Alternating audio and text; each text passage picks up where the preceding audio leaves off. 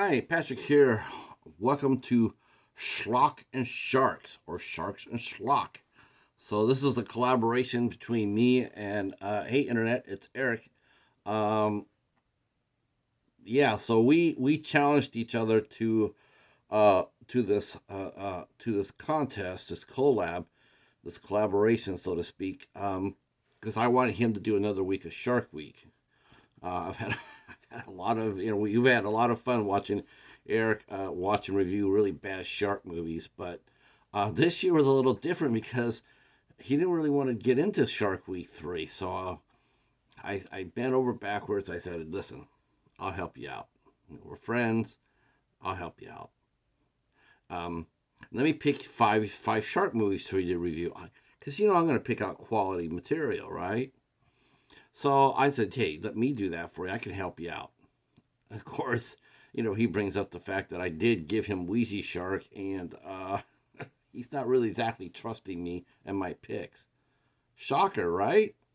Um, but what he said was, "Well, I tell you what, you pick out five shark movies for me. I'm going to pick out five movies, schlock movies for you. We each have to watch them and talk about them."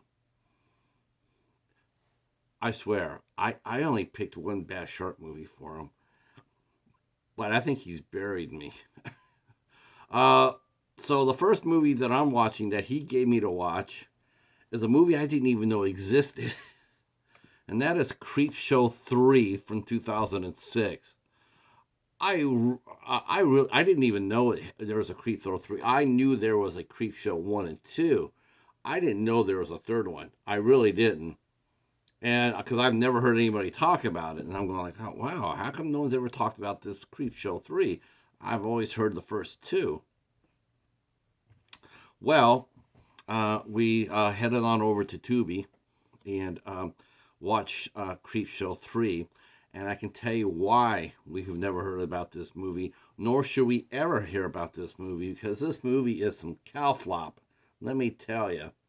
It was only one story worked at all. Only one. And even then, it was played for massive laughs. I don't even know where to begin with this movie. It's anthology, and it connects. What it does, it connects all the stories with some of the same characters. Even though the characters in a story, like you'll see a character from story one, it might pop up in story four, but that's all it is. You just see the characters. They might not have any interaction. It's a gimmick that didn't get used at all. At all. Uh, this movie was directed by Anna Clavel and James Doodleson. It was written by Anna and James, along with Scott Frazell, Pablo Papano, and Alex Ugolo. Those sounds like make-up names to me, like the this Alan Smithy type of deal. Um, and it has a wraparound story in it. Then it has one, two, three, four, five stories and an epilogue. So it has five stories, which is and that fits. It's and then I'll give credit for that. They only put in five stories. The movie itself is an hour and 50 minutes long, so they gave you enough time to get into the story. That's one good thing. Um, but maybe they should have cut out like five stories and just did the wraparound and the ending. It might have made it a really good short film, but they didn't. Um, when I was looking at this movie, the movie that has the five stories are Alice, about a girl who gets affected by her dad hitting a remote control or TV remote control, changes her into a rabbit. The radio is a haunted radio that tells the owner what to do and how to do it, or else. Um, that was that could have been effective in a better movie. The Call Girl, that no, just no. Um, horrible special effects, makeup artist on that. Supposed to be a vampire. The guy walks out in the middle of the day like nothing's going on.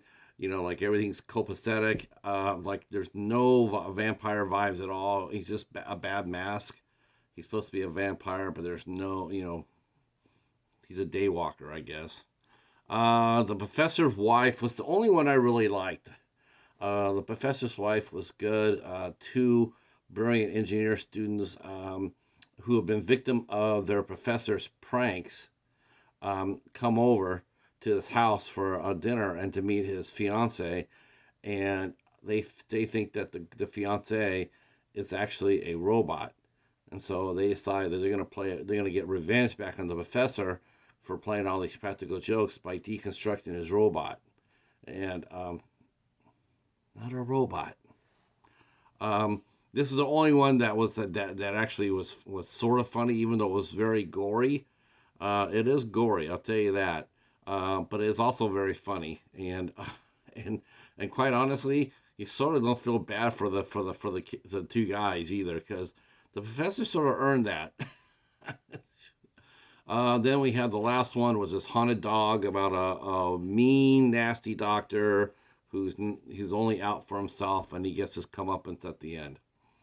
Um, One of the things I noticed when I looked at the cast was I barely knew anybody in this movie. I mean, all these names here, I don't know them at all, and I'm pretty good at that. I pretty much know just about a lot of actors who people don't really know, but I absolutely knew nobody in here except for one person who had a brief little appearance, and that was none other than Eileen Dietz.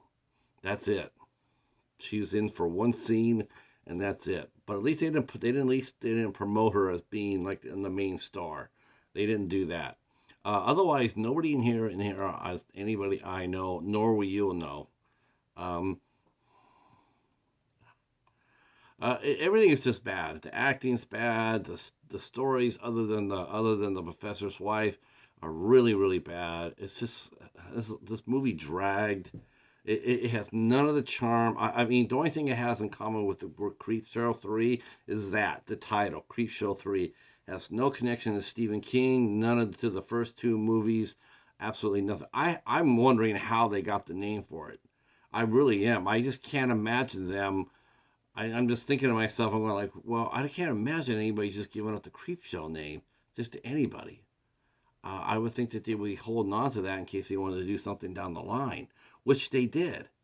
They ended up doing a series on Shudder, a Creepshow series on Shudder. So they brought it back.